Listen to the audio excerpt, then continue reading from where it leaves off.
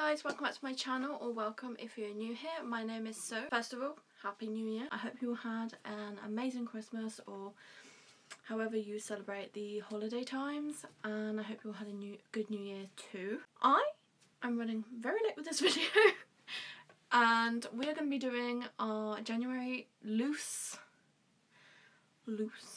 TBR.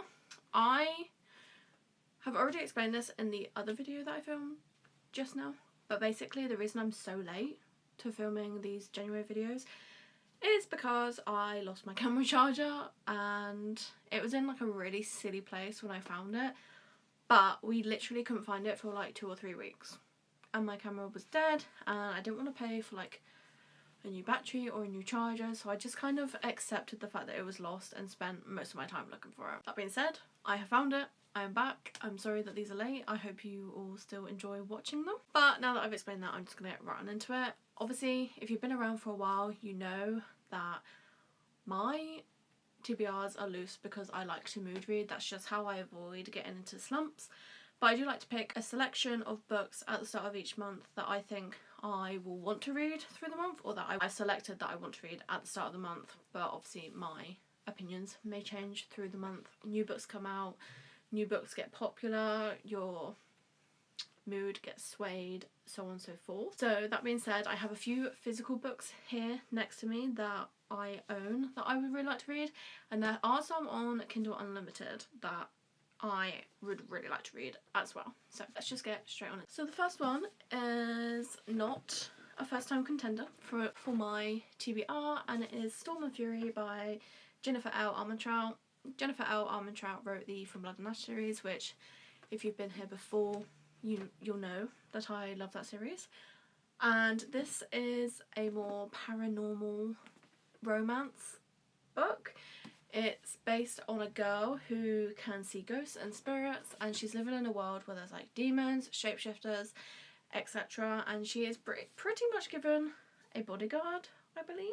Okay, so he's not a bodyguard, but he does have to spend a lot of time with her, and he has wings. So we have book boyfriend with wings, paranormal, shapeshifters, wardens, demons, spirits and ghosts. This is just everything that I love. I am a supernatural girly through and through. Not just the book genre, but the TV show. That is my go-to show. It's my favourite TV show of all times. I will live on that hill and die on that hill, and this just reminds me of that kind of world. And I don't know why I haven't got to it yet, but maybe it's because I'm scared that it's not going to live up to the hype that I'm giving it. But there's only one way I can find out, right? Then we have Sharp Objects by Gillian Flynn. This is about a reporter that comes back to her hometown to cover the murders of 2 preteen girls, and she has to go back to her actual home where her mother lives, who she hasn't spoken to for a very long time. And it says here she must unravel the psychological puzzle of her past if she wants to get the story and survive this homecoming. I loved Gone Girl, and I've been itching for another psychological thriller, so I just thought, why not give her other works a go? I have seen quite good reviews for this book and her other book, so we shall see. This one honestly isn't even that long either, so I'm very excited for that because Gone Girl was quite a chunky book. Also, I don't know if you can see, but there is a theme running and all the books are blue. All the physical books are blue, which is honestly how I feel in January 2025. I feel blue.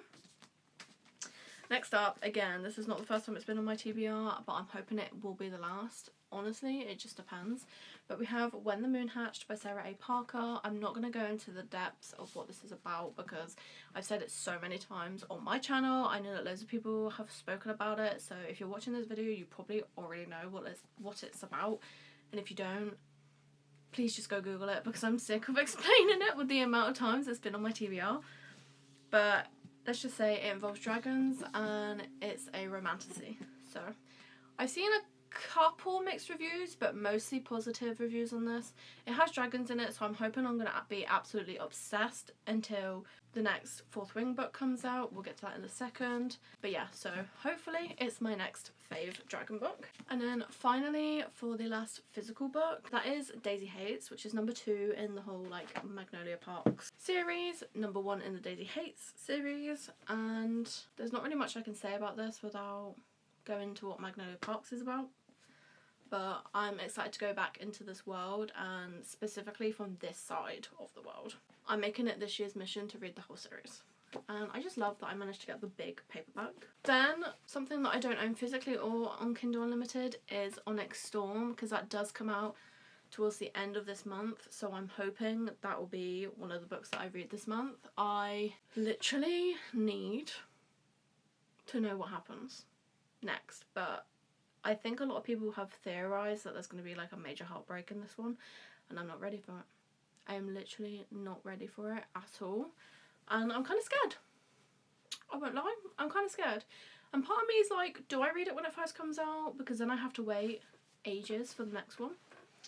Or do I leave it a bit? But then you miss spoilers and stuff. And I don't want to be spoiled for that book. Because the second book, one, I got spoilers. Two, when I did finally read it, it wasn't my favourite. So I feel like I just need this book to rekindle my love for the Fourth Wing world. Because honestly, the only thing that saved Iron Flame for me is the dragons, because the dragons stayed the same. That's it. Now on to Kindle Unlimited books that I would really like to read this month. We have A Hue of Blue, which I've seen on TikTok recently, and this one follows two youngsters, I think. Bold, charismatic and charming Blue wears a fake smile every day, pushing through life because she has to, not because she wants to. Quiet, introverted and mysterious Jace catches her eye the second she sees him. After that, it's game over. Not just for Blue, but for Jace as well.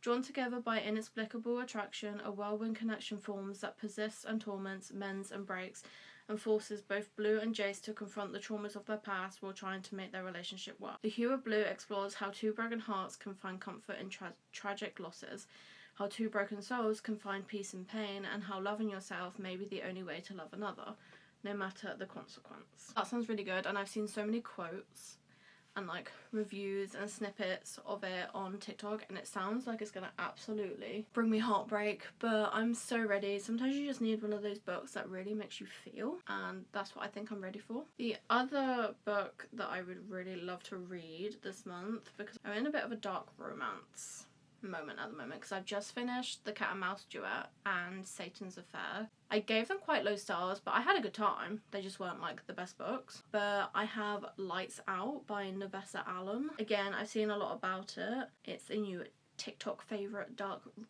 and steamy rom-com. Trauma nurse Ali escapes her hard-working days by thirsting after masked men online.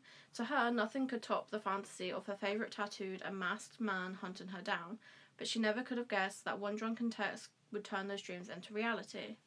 Josh has spent his life avoiding the limelight, but his online persona is another story. At night, he posts mass thirst traps for his millions of fans until one follower catches his eye, Ali. Together, Ali and Josh live out their darkest fantasies, unaware that Ali has captured the attention of someone with far more sinister intentions. As Josh turns from predator to protector, he must ask himself how far he'll go for the woman he can't live without. Lights Out is a fast-paced dark romance with a morally grey male lead.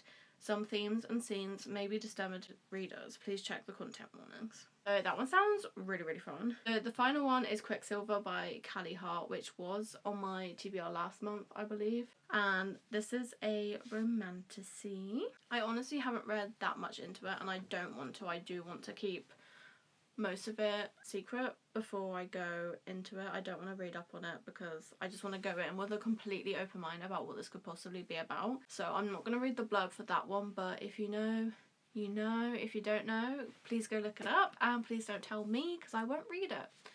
But I think that is it for my January rough TBR. Like I said, I'm a mood reader, so things will probably change. I'm really into Frida McFadden recently. I read quite a few of her books over Christmas, so one of hers will probably pop in there. So yeah, please let me know what you're trying to read this month and what you ended up reading in December. Did you get any books that you're gonna read this month for Christmas? Do you have any new faves? Let me know all the details. I want to know it all. If you like this video, please give us a big thumbs up. It really, really helps. And don't forget to hit that subscribe button so you don't miss the next one. Bye guys.